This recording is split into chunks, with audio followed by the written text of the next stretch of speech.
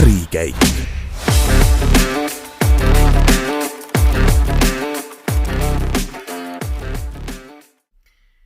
Tere, head ärikäigu kuulajad! Tänane saade on järjekorras 46 ja juttu tuleb seekord pikemalt inimeste ja ettevõtete turvalisusest ja laiemalt turvaärist.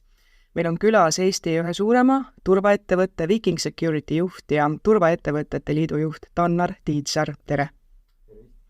Tänased saatejuhid on Marta Peril-Grauberg ja Tere. Alustame kohe värsketest uudistest. Äsja oli ettevõtetel majandusaasta aruannete esitamise tähtaeg ja teie aruandest on näha, et Viking Security käibenumbrid kasvasid päris mitme miljoni võrra. Samas erinevalt aasta varasemast jäite siis 2023 umbes 100 000 euroga kahjumisse. Et kuidas te selle eelmise majandusaasta kokku võtaksite enda ettevõtte jaoks? Eks meil eelmine aasta oli hästi selline koogne aasta. Eelmine aasta siis ostime kolm turvaettevõtet või turvavaldkonna ettevõtet ja eks selle liitumiste ja tegemiste peale läks päris palju energiat ja ka muud ressurssi. Et aasta lõpuks siis said 2 ettevõtet, siis Cäsari turvateenistus ja Scarabäus julgestusteenistus liidetud Viking Security'ga ja üks ettevõte siis Valde ja AS omandab siseselise ettevõttena. Et üleüldiselt äri kasvas, ütleme kasumlikkuse mõttes ka kõik valdkonnad liikusid väga hästi, aga see mõju tuligi kogu sellest liitumisest ja sellistest kõrvaltegevustest nii-öelda. Ja mis nende sammude selline suurem eesmärk on, et kas soovite tõusta siin oma positsiooni mõttes, turvaäri mõttes Eestis?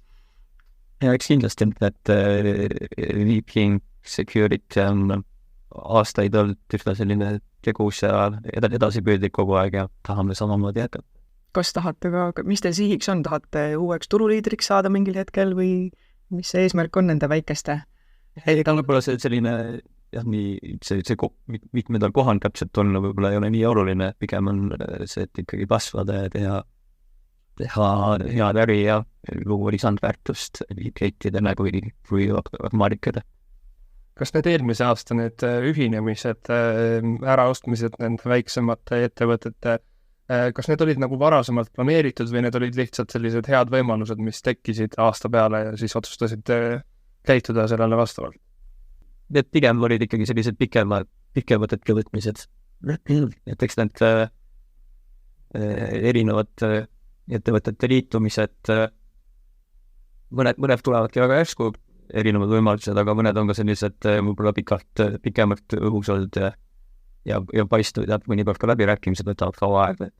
Mis nüüd ees ootab, et kas on veel plaanis jätkata sellise tegevusega, et sellistel majanduslikul keerulistel aegadel pisematel on võib-olla raske, et võib-olla siis veel tuleb keegi teie punti? Ega seda kunagi välistada ei saa, et selles mõttes eks nagu öeldud, et me oleme orienteeritud ikkagi kasvamisena ja alati avatud erinevatele võimalustele, et need võimalusi nii tekib, siis kindlasti on mõistlik neid kasutada. Aga kui nüüd natuke ajaloos tagasi minna, et Vikingil on päris pikk ajalugu. Te alustasite 90. alguses, nüüd me oleme jõudnud 2000. aastatesse, et kuidas turvaäri nende aastate jooksul muutunud on, et 90-ndatest ma mäletan, et turvamees oli ikkagi üks selline ikooniline kuju. Ajad olid teised, töövõtted olid teised, aga kuidas muutunud on see, mis toimus 90-ndatel ja kuhu me tänaseks oleme jõudnud? Eks see nagu kogu keskkond on muutunud, et ka turvaäri kindlasti on rohkem selliseks võib-olla täna saab öelda, et nagu teenindusettevõte ikkagi eelkõige, et me püüame pakkuda klientidele lahendusi, mis neile mingisugust väärtust ja parimal moel pakkuda head teenindust ja kõike seda. Eks see 90-ndate keskkond võib-olla ei selliseks, oligi natuke iredasid, et selline kuidagi karmim ja rohkem näitamist, et see täna nagu sellist keskkonda ei ole ja selliseid eesmärke ettevõttetel ei ole. Et see kõik on teistmoodi ikkagi. Et Eesti elu on väga palju muutunud. me elame väga palju turvalisemas keskkonnas.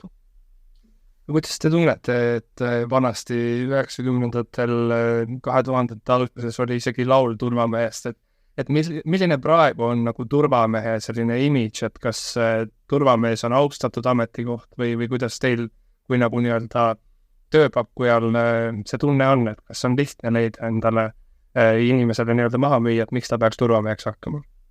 Eks see turvasektor on ka hästi lai oma vaates, et meil on ka selline kogu see tehnika pool näiteks, et kus ongi ka tipp-insenerid ja tipp-IT-töötajad, et see on võib-olla selline üks osa sellest ja teine pool ongi siis ikkagi selline, mida võib-olla iga aastaga jääb vähemaks, selline lihtsam valvamistöö, et mida automatiseeritakse ja hästi rohkem tehakse. Aga seal kuskil vahepeal ongi see turvatöötaja, kes tagabki kuskil üritusel korda, raha näiteks tagab kaubanduskeskuses korda, hoiab ära kauplustes vargusi, patrullis reageerib erinevatele olukordade häiretele, et väga erinevad on need tööd. Kuidas ta protsentuaalselt on nagu muutunud see turvameeste hulk teie ettevõttes, et nagu te ise ka just ütlesite, siis päris palju, ma oletan, et teevad ära kaamerad, teevad ära juba robotid, et kas varsti oleme päriselt seal, et ongi ainult see üksus, kes reageerib, ja poodides ei ole ka enam turvamehi? Eks see oleneb väga paljudest asjaoludest ka, et kindlasti tehnoloogiad arenevad hästi kiiresti.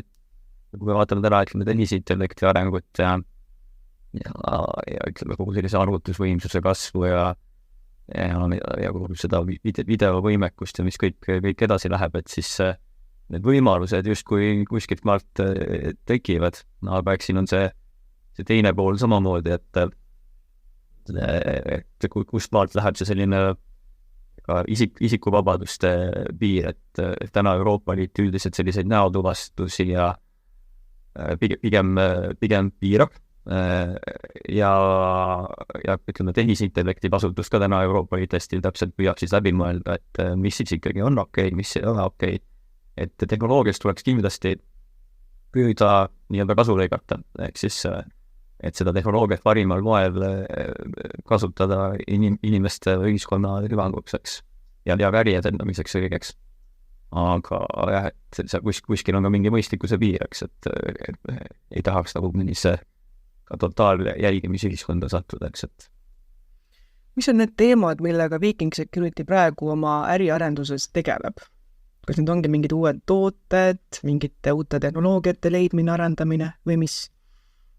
Eks teid on nagu igat liini pidi, et igapäevaselt on ka sellised erinevad innovatsioonsamased tehisintellekti teevad, erinevad optimeerimised, ka ChatGPT on avardanud, eks väga palju erinevaid võimalusi. Et me püüame kõiges olla hästi avatud, et me suhtleme väga paljude selliste katsetavate väiksemate ettevõtetega, püüame neile luua tingimusi ja anda nii-öelda oma seda teadmist ja ka sisendit, et nad saaksid katsetada, kas mingisugune ideed töötavad, ei tööta, et seda kõik on hästi palju. Ja teine pool, mis on siis selline võib-olla rohkem tavaäriga veel isegi seotud, on see selline igapäevane võib-olla uuendamine, et sa püüadki nii-öelda teenuseid ümber disainida ja teha nagu teistmoodi, et see on selline nagu tavaprotsess nagu riksik, et igal päev püüad leida võimalus juurdest teha paremini ja luua rohkem väärtust. Kas ettevõtte siseselt toimub arendus just nendele tehnilistele pooltele, ongi tehnoloogia, AI, kõik sellised, või kas sealt kõrvalt jääb ka nagu aega see päriselt selle inimjõu arendamiseks, kes nagu valvabki meie poode, toidupoode, et ega nemad ei ole jäänud kuidagi nagu tahaplaanile selle tehnoloogia peale pakkuda? Ei, kindlasti mitte, et ikkagi selle inimese roll on ju väga oluline, et see tegelikult tagabki ka selle kvaliteedi ja sisu ja mismoodi ja kuidas me oma asju teeme. Et me oleme väga pikalt ja tõhusalt ehitanud kogu oma sellist kvaliteedijuhtimissüsteemi näiteks, et mis ühtepidi peakski tagama kliendile selle kindluse ja teistpidi tagab ka meie oma töötajatele selle arengu ja selle võimete ja oskuste kasvamise, et üldiselt tuleme päris hästi suutnud nagu edasi liikuda ja sellega igapäevaselt tegeleme, et see on väga oluline. Mis on Viking Security pakutavatest teenustest hetkel kõige populaarsem? Või milliseid lahendusi otsivad? Te ütlesite ka, et pigem selliste väiksemate ettevõtetega katsetate selliseid uusi lahendusi. Et mis see soov on, mida üks, ütleme, ettevõte, mingi teises valdkonnas tegutsev äri enda turvaettevõttelt ootab? Eks seal ilmselt nagu 2 sellist lähtekohta on eelkõige, et mida klient ootab, et üks pool, ütleme tänases majanduskeskkonnas eriti, on see kulude pool, et kuidas neid kulusid ikkagi optimaalselt paika saada. Et kas on vaja sealt mehitatud valvet, mis on võib-olla kõige kallim, või selleks on mingisugused alternatiivsed lahendused, et üks on selline see kulude pool ja teine ongi siis ikkagi see nii-öelda see ülesande püstitus, et mis on ettevõtte jaoks päriselt need riskid, mis on need probleemid, mida peaks see turvateenus lahendama ja siis leida neile lahendusi, praegu olemasolevatest objektidest, kus Viking Security pakub oma teenust, kumb osa on nagu suurem, kas see mehitatud valve või siis puhtalt kaamerad, tehnoloogia, et kas see on kuidagi võrdselt ära jaotatud või siis on ikkagi neid päriselt turvamehi nagu jäänud vähemusse? Eks nad kokkuvõttes ikkagi sümbioosis toimivad, et seal üks ei ole nagu päris ilma teiseta, et see oleneb sellest sisust ja objektist ja kõigest, et ütleme, sellistes suurtes kaubanduskeskustes, seal on igal juhul vaja ikkagi sellist inimkohanolet, kauplustesse samamoodi erineval moel ja on ka sellised klassikalised võib-olla valveobjektid, kus turvatöötajad ikkagi peavad selgelt kohal olema ja erinevaid ülesandeid täitmas on, et see klientide arv on kindlasti tehnilise valve poole peal suurem, aga seal on väga palju väikseid kliente, et suurtel klientidel on palju hübriidsemad. Aga kuidas on jaotatud näiteks ongi ärikinnisvara turve ja siis eraisiku omand, et kas seal on ka nagu võrdselt jaotunud see asi või on siis neid ärisid, mida turvata rohkem? Eks see Vikingi võib-olla tausta mõttes on see, et meil ikkagi meie lähtekoht on võib-olla suurte äriklientide poole pealt, kus me oleme nagu tulema hakanud. Et meil selliseid äripoolt on kindlasti rohkem täna sees, aga eraklient ka ikkagi nii-öelda iganädalaselt tuleb juurde ja tänase eraklientide arv on ka ikkagi nii päris palju kasvanud ja ka nende eelmise aasta jooksul toimunud ettevõtte ühinemiste kaudu on erakliente päris palju juurde tulnud. Aga kes on teie selline keskmine klient, ütleme äri poole peal, et mis hetkest üldse ettevõtte mõtleb, et ma pean ikkagi nagu turvateenuse osutajaga ühendust võtma, et ise oma jõududega hakkama ei saa? Eks seda on keeruline nagu niimoodi täpselt piiri kuskile tõmmata, et mis hetkest see juhtub.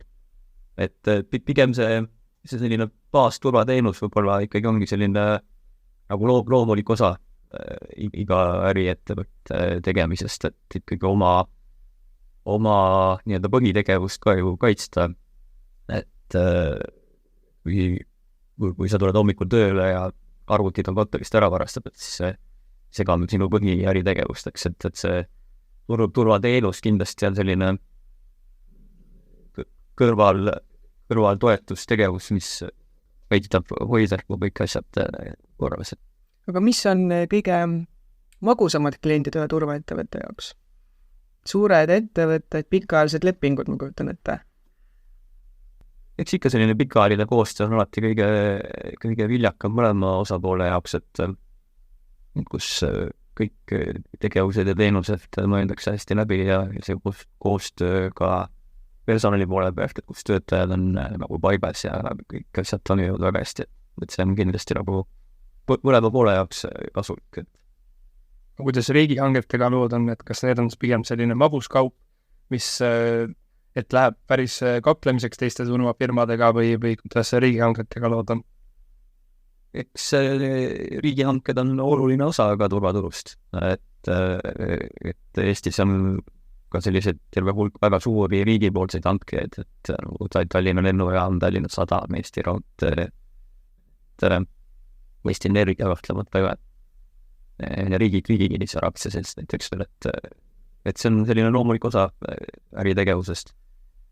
Ja eks see konkurents turvaturul on juba aastaid olnud hästi tihe, et see käib nii sellise nii era- kui ärimendisektori kui siis ka selle riigisektori kohta, et konkurents on väga tõus, kõik konkurendid pingutavad ja kõik tahavad alati parimal moel oma teenuseid teha ja parimal moel võita. aga milline see nii-öelda konkurentsiturg on siis, et kas tänaval tuleb teise ettevõtte boss vastu, siis tere ikka ütlete üksteisele või kas on nagu selline võimalik ka koostöö mingites olukordades? Ma arvan, et jällegi see tänane ka Eesti ärikeskkond või aastal 2024 oleme kõik sõbralikud ja isakad inimesed, et see ei ole võrreldav võib-olla kuskil 20-30 aasta tagust aegadega. Et kõik ettevõtted omavahel suhtlevad isakalt ja on ka katusorganisatsioon turvaettevõtete liit, et kus siis püütakse erinevaid ühiseid probleeme lahendada ja ka riigiga suhelda parimal moel, et selgelt on olemas ühised huvid ka, et keskkond oleks hea ja et see konkurents, selleks, et oleks hea konkurents, see eeldabki, et on ka hea raamistik ja keskkond, milles toimetada. Mille nagu peale see võitlus peamiselt käib, et kui te ütlete, et konkurents on tihe, kes siis võitjaks jääb olukordades, et on see hind, mis määrab või kvaliteet või kuidas te seda teie näete? Eks see riigihanked on eelkõige ikkagi üles ehitatud hinna peale, et riigisektoris võidab ikkagi nii-öelda parim pakkumine, aga eks selle parima pakkumise raames siis tuleb ka kõiki neid kriteeriumeid täita, mida siis vastaspool ootab. Et eks see on selline, alati võiks mõelda, et võiks olla rohkem selliseid kvalitatiivseid hindamismeetodeid sees, aga eks iga kvalitatiivne hindamismeetod omakorda on selline, muudab võib-olla subjektiivsemaks kõik asjad, et teatud mõttes on ikkagi kõige parem hange on see, kus on selgelt väljendatud ja kirjeldatud see, mida klient ootab ja siis parim pakkumine võidab ja siis hiljem on ikkagi ka tõhus järelevalve selle üle, et kui sa oled selle hanke võitnud, siis sa ka päriselt täidad neid kriteeriume ja parimal moel teed seda teenust, et see on efektiivne. Kuidas teile tundub, et kui ütleme, üks ettevõte on mingisuguse olulise objekti juures jala ukse vahele saanud, kas siis teistel üleüldse on võimalust? Et hankeid korraldatakse ju mingi aja tagant, et kuidagi tundub, et see kipub siis niimoodi ühte auku minema või kuidas teile näib? Eks seal on teatud eelis on kindlasti sellel, kes on nii-öelda eelnevalt kõik asjad paika saanud aga mulle täna tundub ikkagi, et see konkurents toimib päris hästi, et kõigil, kes ikkagi tahavad, on need võimalused olemas ja kui me võtame ka näiteks riigisektoris riigi kinnisvara aktsiaseltsi, siis et minu hinnangul nad küll igati soodustavad seda, et oleks nagu parim konkurents ja asjad päriselt nagu toimiksid ja see nagu töötab, et nüüd hangete puhul, mis on teie jaoks olnud selline kõige edukam osalemine või mille üle te olete väga uhke, et te saite selle endal? Ei oskagi nii selliselt üheselt välja tuua, et võib-olla see on selline nii kuidagi loomulik protsess, et seal ei olegi nagu mingid sellised väga megavõitusid, et võib-olla kõige valusam kaotus on olnud see, et ütleme Tallinna lennujaama hange, mis eelmine aasta oli, kus siis väga pikalt on üks ettevõte valvanud ja lennujaam viimati siis tegi selle hanke nii-öelda 8 osaks, ehk siis püüdis luua ka paremaid konkureerimistingimusi. Siis antud hanke võitsid siis meie 2 konkurenti, aga meie kaotasime siis 1%, et selline väga kaotus oli.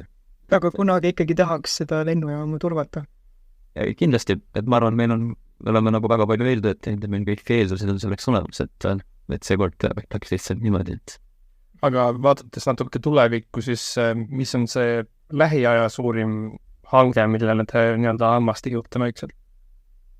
eks see kõik suured hanked jooksevad niimoodi enam-vähem 3-aastase ringiga, et nüüd selle aasta lõpus peaks tulema näiteks Tallinna Sadama hange, et kindlasti plaanime osaleda ja tahame edukad olla, et Minnes korra siin hiljuti toimus üks uue seaduse vastuvõtmine või seaduse muudatus, mis andis siis turvatöötajatele nii-öelda õiguseid juurde, näiteks vargaid läbi kompida, objektilt füüsiliselt neid inimesi eemaldada või turvaruumi sulgeda. Samuti ka andis neile õiguse teleskoopnuia ja tulirelva vajadusel kaasas kanda, et kas see on ka selle varasemalt mainitud katuseorganisatsiooni töövõit või see tuli kuskilt mujalt? eks see on ikkagi koostöös sündinud, et ega turvatöötajate liit ise ei kirjuta kuidagi seadusi, et turvatöötajate liit on heaks partneriks riigile, et ütleme, see uus turvaseadus korrastas väga palju seda, mis eelmine turvaseadus, mis oli omal ajal ikkagi väga hästi koostatud ja väga olulise mõjuga Eesti turvaturu korrastamisel, et aeg on nagu palju edasi läinud ja sealt aitas paljusid asju nagu selgemaks teha ja paremini sõnastada ja kui ka mingid teemad olid sellised võib-olla natuke erinevatest seadustest varem tuletatavad, siis täna on turvaseaduses hästi selgelt ära sõnastatud ja palju paremini tehtud. Aga algatus tuli nagu teie poolt, kõikide ettevõtete poolt? Eks see on ka nagu ikkagi kahepoolselt on olnud, et riigi poolt samamoodi, et eks riigi huvi on ju ka, et oleks ikkagi selged mängureeglid ja kogu see raamistik paigas ja keskkond kõigile üheselt mõistetav ja toimib.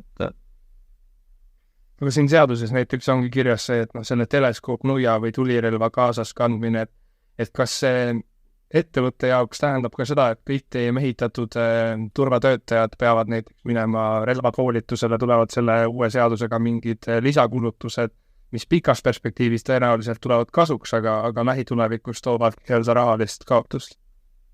Eks see kulude pool kindlasti kuskilt kasvab, et selle turvaseaduse üks olulise mõtteid oli ikkagi ka see nii- öelda korrastada seda poolt nii-öelda siis sellist nagu kliendi ootust ka, et kui meil ennem oli selline üks turvatöötaja nagu mõiste, siis nüüd meil on edasti valvetöötaja ja turvatöötaja, kus turvatöötajal siis ongi tunduvalt rohkem kohustusi, aga on ka teatud hulgas rohkem õigusi. Et me saame nagu ka kliendi ootust paremini nagu juhtida, klient saab ka aru, mida ta tellib, et kui ta tellib selle valvetöötaja, kellel on teatud õigused, teatud koolitused, ja teine on siis see turvatöötaja, kellel ongi rohkem koolitusi, rohkem õigusi, et seda poolt nagu ikkagi selgelt edendada. Ja kõik need lisaasjad, ka see teleskoopnuia kandmine näiteks, et see eeldab ikkagi seda, et inimesel on ettevalmistus, tal on treening, väljaõppe, kõik sellised asjad, et aga milline on praegu teie, ma ütleks, keskmine turvatöötaja, mis vanusest ta on, mis soost ta on, millised füüsilised isikuomadused tal on, et oskate seda kirjeldada? Eks seda keskmist on raske välja tuua, et kuna see ampluaa on päris lai, et eks meil on ühel pool on võib-olla selline patrullid ja inkassaatorid, eks, et kes kannavadki relva ja täidavad selliseid igapäevaselt võib-olla vastutusrikkamaid ülesandeid ja teisel pool ääres võibki olla selline mingisugune territooriumi valve, kus keegi lihtsalt peab väravas olema ja õigeid inimesi sisse näiteks laskma, et see ampluaa on hästi erinev ikkagi. Aga kui nüüd see vahe tehti vahele selgelt, et turvatöötaja, valvetöötaja, et kuidas see, ütleme, tavainimene seda märkab, kas näiteks poodides siis hakkavad ka nüüd 2 erinevat spetsialisti olema või keda me seal näeme, kas tema on valve või turvatöötaja? Poodide puhul ikkagi on eeldus see, et tegemist on turvatöötajaga, kuivõrd kauplustes me viibime ikkagi avalikus ruumis, turvatöötaja kaupluses peab ka isikuid kinni pidama, kui on varguskahtlused ja nii edasi, et see eeldab ikkagi turvatöötaja väljaõpet, et valvetöötaja puhul me räägime puhtalt nagu valvamisfunktsioonist, ehk siis selline teatud mõttes nagu passiivsem tegevus, et me saamegi rääkida territooriumite valvest, päästvates valvamisest, sellisest videovahenduse valvamisest ja erineval muul moel. Et turvatöötaja on ikkagi see, kes aktiivselt toimetab.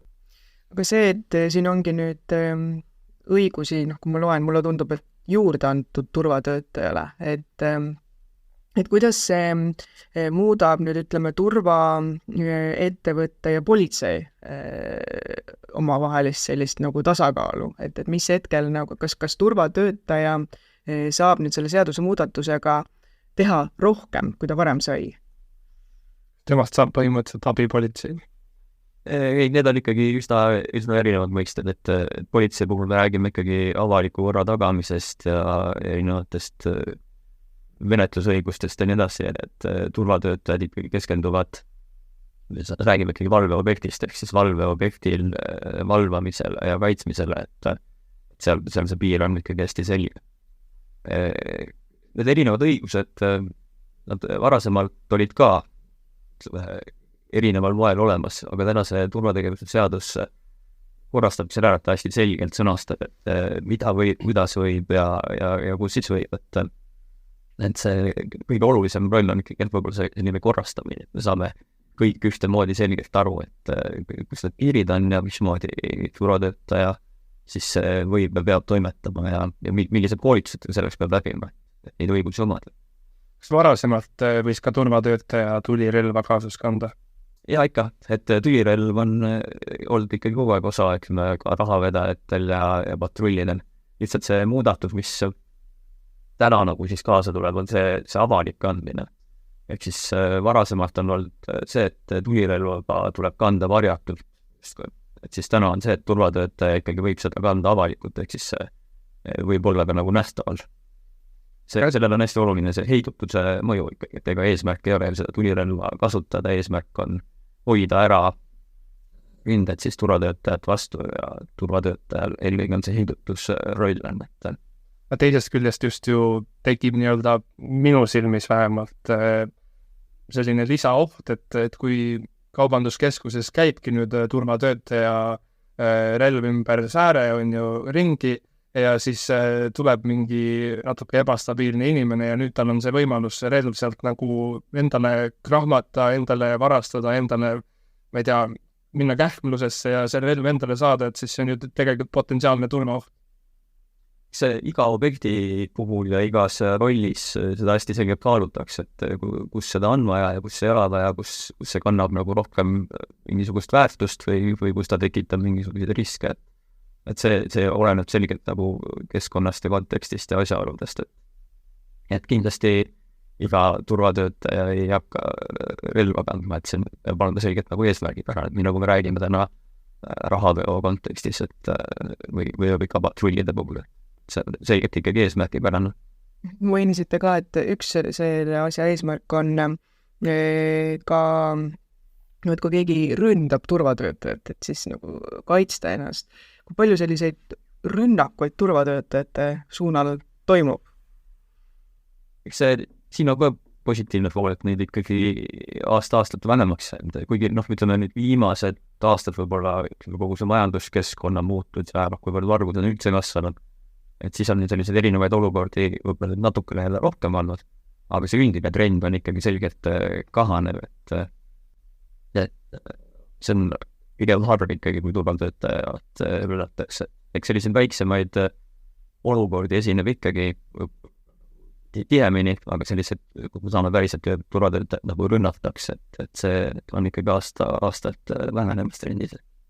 Aga see sama varguste kasv, et kus see siis toimunud on peamiselt? Mis vargused on tõusutrendis? Kes on peamised vargad?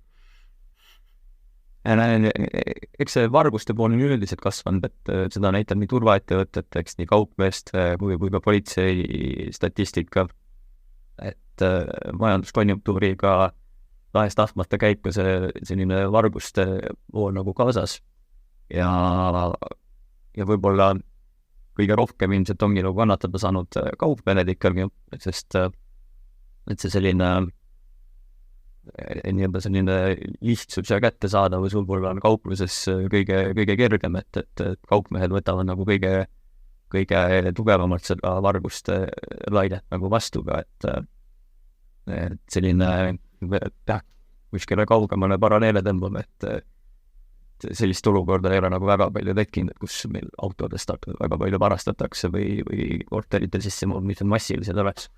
Et need kõik on ka kasvanud. See kaupmees võib-olla on kõige suurem kannataja olnud siin.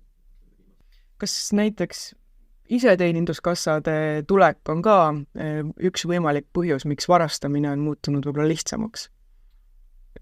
Eks sellel kindlasti on oma mõju, et see tõenäoliselt see sellist psühholoogilist barjääri on nagu vähendanud, et eks sellises teoorias või mingisuguses lähenemises mõõdetakse, et selline 10-20% inimesi on sellised paduausad, kes nagu mitte kunagi mitte millegi vastu ei eksi, et kui nad leiavad maast 50 €, et siis nad sellega püüavad kuskile tagasi viia või siis panevad annetuskasti selle raha, et see ei ole nagu nende raha. Ja siis seal teisel otsas on siis see 10-20%, kes üldiselt üsna teadlikult püüavad ikkagi leida mingeid võimalusi, kuidas oma kasu tekitada erinevates olukordades. Ja seal vahepeal siis on see selline see ala, kus on üldiselt viisakad ja tublid inimesed, aga et kui nagu midagi kuskil väga hea võimalus tekib, et siis võib-olla pigem leitakse ka mõtteid, kuidas seda enda kasuks pöörata, et eks see võib-olla see iseteenindus neid barjääre nagu natukene selle enda hägustab, et kindlasti sellel on nagu oma mõju. Rääkides korra veel nendest turvatöötajatest, mida mina peaksin tegema, kui ma tahaksin teie juurde tööle tulla? Millised peaksid olema minu isikuomadused, mida te otsite või füüsilised omadused, et ma saaks teie juures tööd? Eks see jällegi oleneb sellest rollist, et nagu öeldud, et neid rolle tegelikult on väga erinevaid. No ütleme just turvamehe. Tahaksid jaanipäeva turvata näiteks? Või siis ma tahaksingi olla kuskil kaubanduskeskuses turvamees. Eks on need sellised baaseeldused on olnud juba varasemalt paigas ja on ka täna, et üks on kogu selline tervislik sobivus, et turvatöötajatel on hästi selged tervisekontrolli nõuded, mis ei ole midagi sellist üle võili keeratud või kuidagi, aga peab olema terve adekvaatne inimene. Ja teine pool on kindlasti kriminaalkorras karistatus, et kui on minevikust mingeid erinevaid probleeme olnud, siis see selgelt takistab töötajana töötamist. Ja sealt edasi tegelikult on ikkagi nagu selline väljaõppe küsimus. Palju turvatöötaja palka saab? Jällegi, et oleneb, et on hästi erinevalt need palgatasemad. Keskmiselt? Kas keskmise palga saab kätte? Keskmist palka päris ei näita ikkagi välja, et me räägime ikkagi nagu teenindussektorist, eks selgelt teenindussektor täna nagu päris Eesti keskmise palgani ei küündi. Aga kindlasti sellised nii-enda vastutavama otsa turvatöötajad ja sellised, sama kui me räägime kamapäeva poole pealt, et siis on seal Eesti keskmise juures.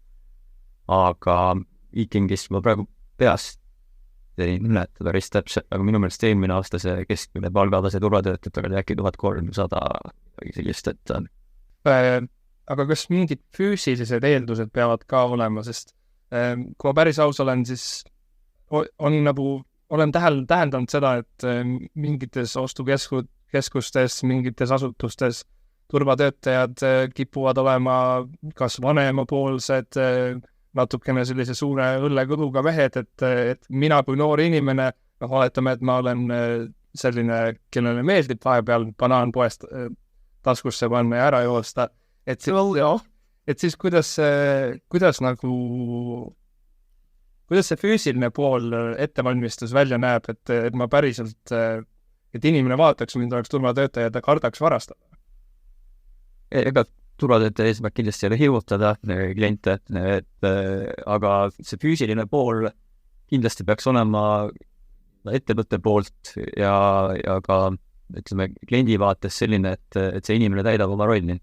Ehk siis turvatöötaja peaks olema sellises füüsilises ettevalmistuses ja võimekuses, et ta seda rolli, mida ta täidab, kas siis kaubanduskeskuses või kuskil mujal objektil, et ta on võimeline seda parimal moel täitma, et see on ettevõtte vastutus inimesed selliselt siis välja õpetada, treenida ja ka siis neid rolle jagada, nii et igal ühel oleks sobiv roll olemas. Ma peaks enesekaitse ja võitluskunstid on ka mingi selline asi, millega peab ühte turvameest varustama, et juhuks, kui lähebki kakluseks. Absoluutselt, et see kogu selline füüsiline ettevalmistus ja kõik need muud asjad sinna juurde, et see on loomulik osa turvatöötaja väljaõppest ja see tuleneb ka otseselt seadusest, et see ei ole isegi selline, et võib või ei või, et see on osa sellest tööst ja osa sellest ettevalmistusest. See tundub natukene selline ilus unenägu, sest ikkagi ma olen näinud turvatöötajad, kes on vanemad naisterahvad, vanemad meesterahvad, kes ma ei kujuta ette, et nad on võimelised sellise 30-se täisjõus mehega nagu vajadusel kaklema. Ja mina olen ka kunagi turvateenust tellinud ühele üritusele, siis mul oli küll selline tunne, et see turvatöötaja, kes sinna saabus, et võib-olla ma tema kätte oma elu ei usaldaks või natuke tundus, et võib-olla vajab ta ise äkki abi, et kas te olete nagu nõus, et sellist asja nagu ka vahel võib näha näiteks, ma ei tea, mingitel üritustel?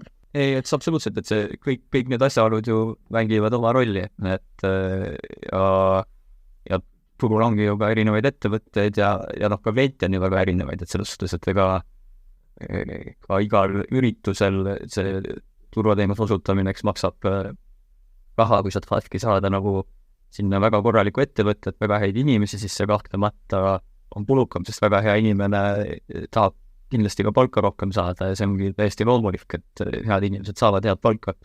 Ja teisest otsast, kui klient näiteks ütleb, et eriti ei ole üldse nõus midagi maksma, et siis kindlasti on võimalik tänaga turult leida ettevõtteid ja inimesi, mis siis nii-öelda tulevad sellele hinnataseme poolele, et eks see ongi nagu ka selline kliendi vabadus valida, et turvategevuse seaduse eesmärk on nagu püüda ikkagi seada sellised baaskriteeriumid ja selline raamistik. Me loomulikult loodame, et see ka sellist üldist turu kvaliteeti ja taset tõstab, aga lõpuks eks see taandubki erinevatele ettevõtetele, erinevate ettevõtte juhtimisele, kultuurile ja ka klientide enda soovile ja vajadusele, et eks see loomulikult varjab. Nüüd jutt juba läks siin üritustele. Praegu on just suveperiood meil käes, et kuidas turvaettevõtete aasta välja näeb, et majandusaasta aruandes küll oli mainitud, et sellist hooajalisust justkui ei ole majandusnäitajate mõttes, aga kas kuidagi erineb töö talvel, töö suvel? Eks see, nii nagu sellises Põhjamaa elus ikka, et see suvi ongi selline aktiivsem periood ja see kindlasti ka turvaettevõtete puhul tähendab rohkem tööd, rohkem üritusi, ikka sellist, et just selline ürituste poole suvel kahtlemata aktiivsem. Seda on oluliselt rohkem kui talvisel perioodil, et selles mõttes see teatud mõju kindlasti on, aga kui me võtame majandustegevust nagu laiemalt, et siis ta ei ole nagu selline kuidagi kõigutav mõju päris. Et praegu on siis jalad käed tööd täis üritustega? Jah, ikka, et on aktiivne on see periood, et toimub palju.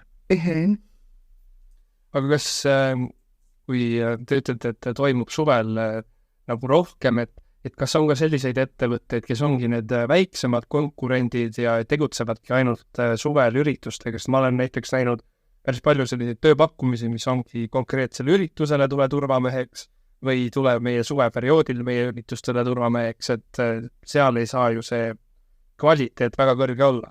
Kas te tunnete mingit sellist mingit pinget just suveperioodil, et tulevad sellised no-namerid tulevad nagu tegema? Ei, ma arvan, et see ei ole nii otseselt seoses kuidagi, et ikkagi väga, väga korralikult tehakse ka asju, aga eks see võib-olla see ürituste turvamine on selline lühiajalisem ja natukene kuidagi hajusam ja seal kindlasti ka võib-olla see teenusepakkujate pool on võib-olla natuke keskmisest kirjum, kui ta võib-olla sellises tavategevuses on. Et kindlasti seal on nagu oma erinevad mõjud. Sest eks see, kui me võtame ka sellise Maksu- ja Tolliameti vaatest, et ütleme selline kõik see üritus, teenindus, toitlustus, et võib-olla seal on natukene ka kõrgemad riskid üleüldiselt, et ja eks see kandub nagu kõigi igale poole mujale edasi sealt ka. Et see kindlasti on natuke suurema mõjuga. Kas teil on meeles mõni selline üritus, mida teie ettevõtte turvas, mis jäi endale kuidagi meelde või et see oli ikka suur töö, et sai ära näiteks laulu-tantsupidu, et seal on lihtsalt nii suur inimjõud taga, et pärast on kohe nagu siuke hea tunne, et sai midagi teha. Viiking täna on võib-olla sellist suurte ürituste turvamist alles pigem nagu ehitab üles, et meil need kõige suuremad üritused on veel tegemata, et eks me sinna suunas liibume. Et meil ütleme see selline lähtekoht võib-olla on olnud natuke teistsugune, et kogu seda ürituste poolt oleme nüüd viimased aastad siin järk-järgult hakanud rohkem tegema, et laulupidu on meil veel turvamata, aga kindlasti tulevikus teeme seda. Aga kus on Viiking 5 või 10 aasta pärast, kas on turuliider? Kes seda teab, kuidas täpselt turujooned ja elu siin. Aga mis prognoosid räägivad? Prognoosidest ei saa nii täpselt rääkida, et Viiking on teatavasti börsiettevõte, et selliseid detailsuses vaateid ei saa abadad, aga kindlasti meie eesmärk on ikkagi edasi pingutada ja kasvada, et niisama lihtsalt kulgeda nagu ei tahaks, et ikka kogu aeg rohkem paremini ja te just ütlesite ka, et te selle ürituste turvega nii-öelda alles ehitate ennast üles, et mis on veel need valdkonnad või suunad, mida te lähitulevikus plaanite arendada justkui või täiesti nullist üles ehitada? Või millest te tahaksite saada parimaks? Parimaks tahaks ikka igas asjas saada, et see on selline kindlasti nagu loomulik püüdlus, aga eks seda ülesehituse poolt on nagu väga paljudes erinevates teemades ka, et nagu öeldud, et eraklient on meie jaoks olnud varasemalt nagu selline, kellega meil kokkupuudet on vähemalt, et kogu seda erakliendi poolt me kindlasti ehitame edasi ja tahame seal oluliselt rohkem toimetada tulevikus. Aga mis teeb Viiking Security kõige paremaks? Mis on teie eelis näiteks GNLS-i või ka Security's? Ma arvan, et Viikingis võib-olla selline, mis ka meie sellises tegevuses on kajastunud, ongi selline hästi tugev edasipüüdlikkus, et on selline, et kui sa oledki turul 3. või 4. või veel kaugemalt, kus me oleme tulnud, et täna oleks olema 3. jõudnud.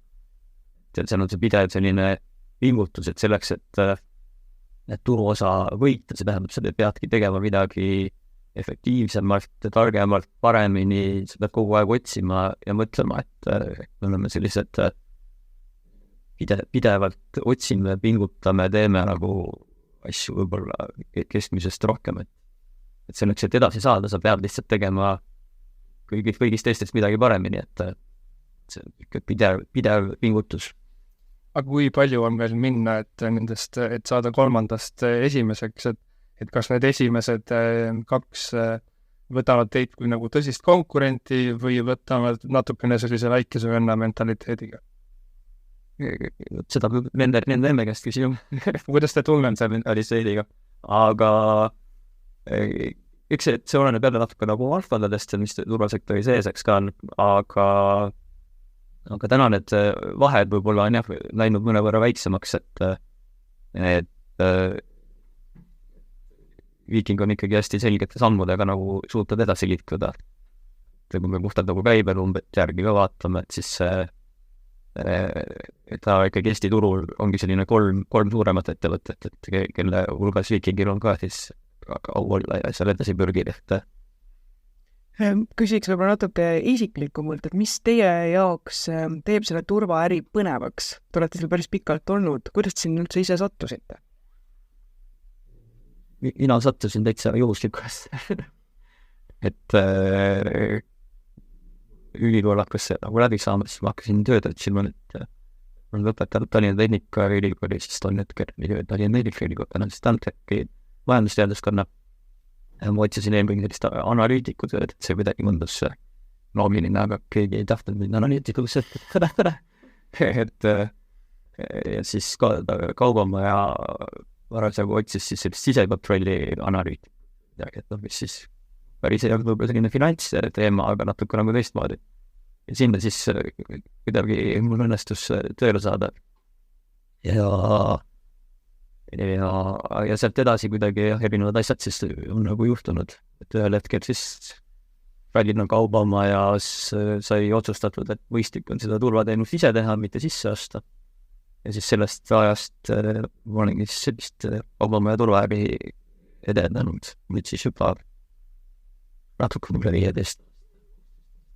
Aga mis siis ikkagi hoiab selle juures, et kas see ongi nagu selline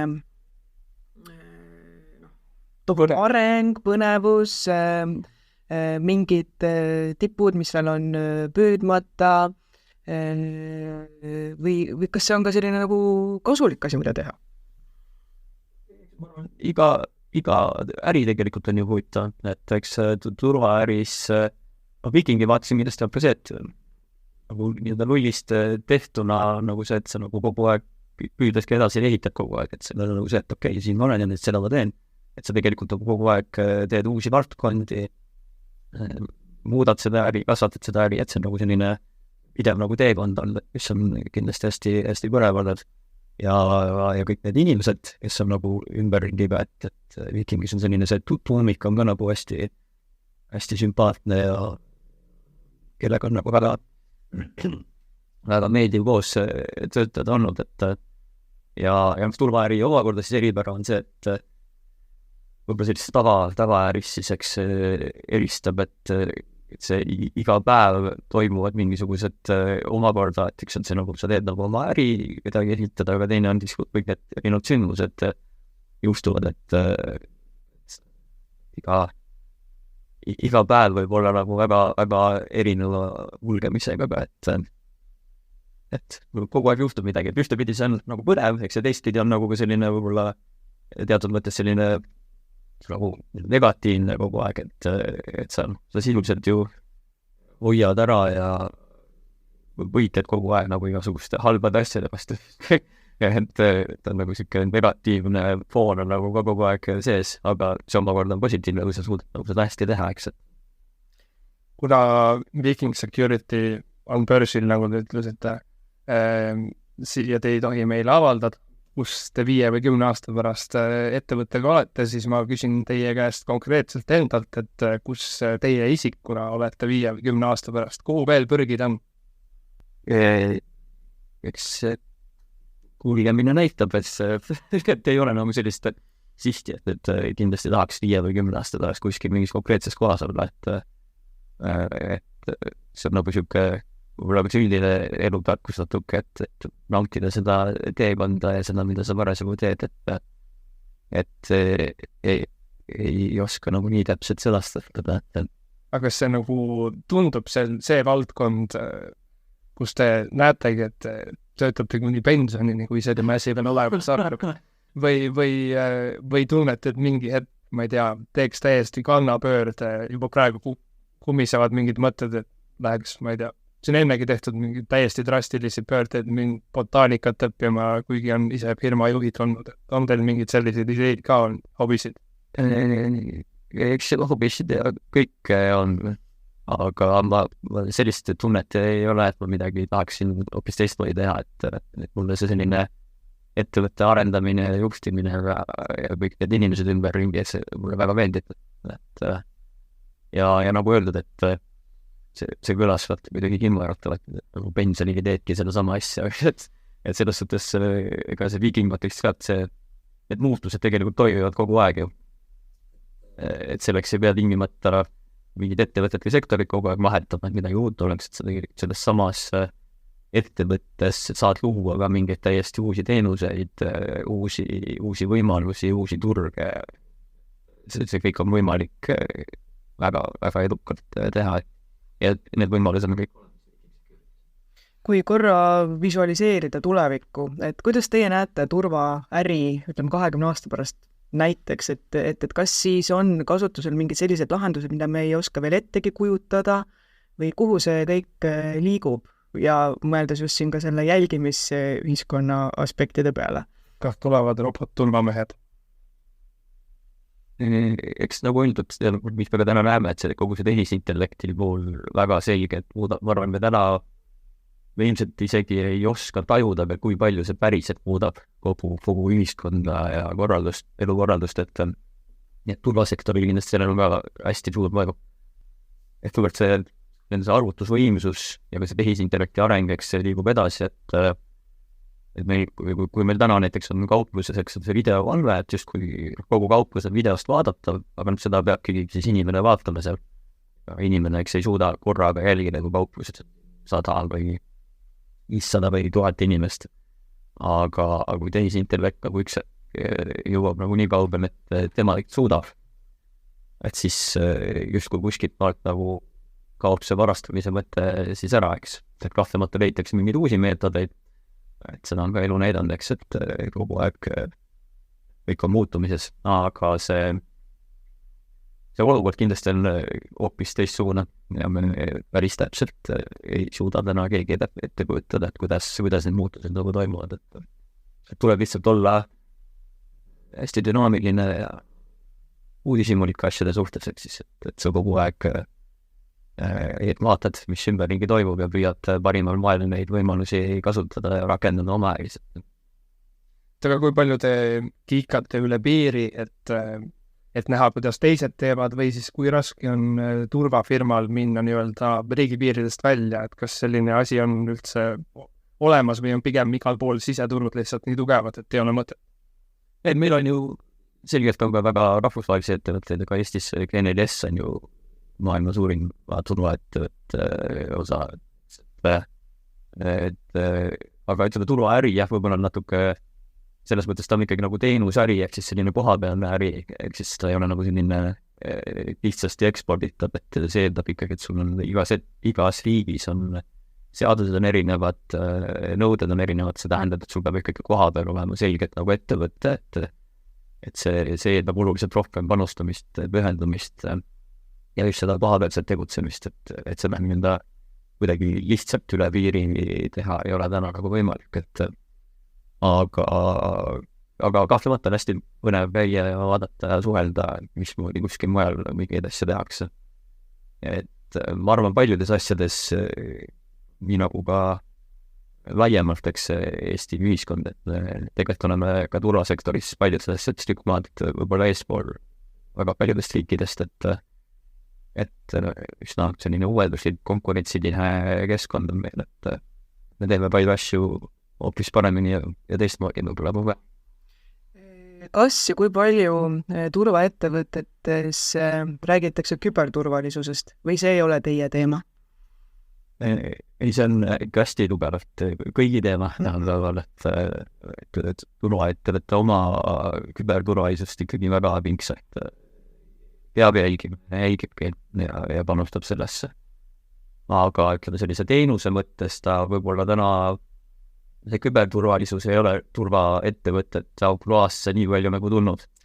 Et mingites segmentides ta ilmselt natukene on, aga me ei saa täna nagu öelda, et turvaettevõtted sellist küberturvateenust nagu väga pakuksid, et see rohkem on nagu kaldunud võib-olla sinna telekomide pärusmaale Eestis. Et eks see ka tulevik nagu näitab, mismoodi see täpselt siin vaid ka nagu loksub või kuidas need asjad nagu läbad. Tulles korra veel tagasi selle üle piiri ettevõtluse kohta, kuidas teie kui kohalik ettevõtja suhtute nendesse ettevõtetesse, kes tulevad kaugemalt üle piiri, ongi GNLS, kellel on ilmselgelt võimalused ka suuremad tänu sellele, et kõik turud on avatud rahalises mõttes just, et kas pigem tunnete, et see on natukene ebaõiglane, võetakse teie käest turg ära, tullakse välismaalt oma suure rahaga ja hakatakse asju tegema või lihtsalt konkurents on konkurents, vahet jälle, kus ta tuleb? Pigem see on ikkagi nagu vaba konkurentsi küsimus, et selleks, et sa oleksidki konkurentsis ja tuleksid toime edukas, et see on sinu enda teha ikkagi. Oluline on ikkagi see üldine raamistik, eks, et mängureeglid kõigile oleksid ühtemoodi ja et riik lookski raamistiku ja ikkagi toetaks sellest kinnipidamist ka, et see on nagu kõige olulisem, et aus konkurents on igati positiivne asi. Kas on veel mingi seadusemuudatus, mingi uus seadus, mida oleks vaja, et see turg veel paremaks saada, et saada veel kvaliteetsemat nii-öelda toodet? Eks need olulised küsimused puudutavadki ikkagi kogu seda tehisintellekti poolt, et kuidas tehisintellekti kasutust, sealhulgas ka näiteks näotuvastusteks reguleerida, et see kindlasti oleks oluline, et kasutada neid tehnoloogilisi võimalusi eks ära, aga siis samal ajal eks tagada põhiõiguste kaitse, et Euroopa Liit võib-olla on keskmiselt selline rangem kõigis nendes asjades, aga nii nagu paljudes Euroopa Liidu sellistes raamistikes ka, et see tegelikult jätab liikmesriikidele ka omad võimalused, kuidas ise kujundada oma seadusi ja oma tegemisi. Et ma usun, et see on nagu hästi oluline küsimus, millega siis koostöös riigiga tuleks nagu läbi mõelda ja tegeleda, et me näeme täna ka seda, et nii riigi kulud kui ka erasektori kulud, eks kõik kasvavad, et me peaksime leidma efektiivseid võimalusi, kuidas asju paremini teha, et kulusid kokku hoida ja ka samamoodi inimressurssi, eks, et Eestis teatavasti kogu see demograafia ei ole nagu kõige sellisem kaunim võib-olla, et meil ikkagi tööjõu hulk selgelt väheneb tulevikus. Et see tähendab, et me peame leidma efektiivsemaid mooduseid, kuidas teha neid asju paremini, et meil ühiskond ja riik toimiks sama hästi ilusti edasi, nagu ta meil täna, aga kuidas seda teha teistmoodi, ehk siis seda sellist avatud meelt ja tehnoloogiate kasutust tuleks nagu kindlasti püüda kasutada, et see on Kas siis teie näete, et just, et kui me räägime efektiivsusest ja nendest järjest kahanevatest ressurssidest, tegelikult ikkagi muudaks olukorda paremaks see, kui meil on mingi näotuvastus, keegi teeb mingi paha asja ja me kohe teame, kes ta on ja tema andmed lähevad vastavatesse instantsidesse. Või nagu Hiinas on, et kui kõnnid punasega üle tule, siis võtab kohe näost pildi ja saad kohe trahvi. Ma arvan, et see pool läheb nagu võib-olla liiga juba sinna põhiõiguste poole peale, et hästi suur abi ja fookus, et millest ka täna politsei on oma fookust nagu sättinud, on ikkagi nagu sellised, kui me räägime nagu varguste poole pealt, on selline süstemaatilised organiseeritud vargused, eks, et selle poole peal kindlasti saaks nagu väga palju nii erasektori ressurssi kui ka riigi ressurssi kokku hoida, kui me saaks leida sellise keskmise lahenduse, kus need vargusepisoodide arvud ühe isiku kohta, et me täna räägime sellistest organiseeritud varastest ja kohati ka siis nii-öelda erinevatest sõltlastest, kes käivadki iga päev, et selleks, et need episoode ei oleks 30 tükki, et on käinud 30 korda iga päev 500 eurot varastanud, et me tehnoloogiliselt suudaks ära hoida näiteks selle teise varguse juba või kolmanda varguse, et selliseid suuri probleeme ikkagi nagu elimineerida ja katkestada, et see oleks nagu väga suur võit nii kaupmeestele, riigile kui ka ühiskonnale tervikuna. Sest kui me vaatame nagu kauba varguste ja kogu seda kadude poolt, pluss siis kogu see turva, mis sinna peale kulutatakse, et siis me suurusjärgust saame ikkagi rääkida selline 1-2%, et see nagu teatud mõttes nagu täiendav käibemaks jaekaubandusena, et mis nagu kaupmehed peavad kandma kulu, mis varastatakse ära ja mis kulub turvamisele. Et kui seda õnnestuks nagu efektiivsemalt juhtida, majandada, see oleks nagu väga suur asi. Ja riigi poole pealt samamoodi, et politsei ressurss võiks ju kuluda hoopis olulisematele asjadele kui kaupluse varguste menetlemisele, et me saaks seal leida head lahendused tehnoloogiate abil, kuidas üleüldse hoida ära selliseid asju, et riikid peaks ka menetlema esiteks seda varast politseiga kinni pidama, siis prokuratuurist, kohtust, vanglatest kogu seda ahelat läbi tegema. saaks kuidagi teistmoodi neid asju teha, siis see oleks kogu ühiskonnale kasulik. Mis te Viking Security'le sooviksite ise praegu kõige rohkem? Ma soovin ikka seda sama sellist hea energia jätkuvist ja tahaks tööd. Oleks rõõmu ja tahtmist teha iga päev asju paremini ja teistmoodi, et no vot siis. Et nii palju siis täna turvalisusest ja sellest, kuhu kogu see turvamaailm liikumas on. Aitäh ärikäiku tulemast, Viking Security juht Tannar Tiitsar. Ja aitäh ka kõikidele ärikäigu kuulajatele.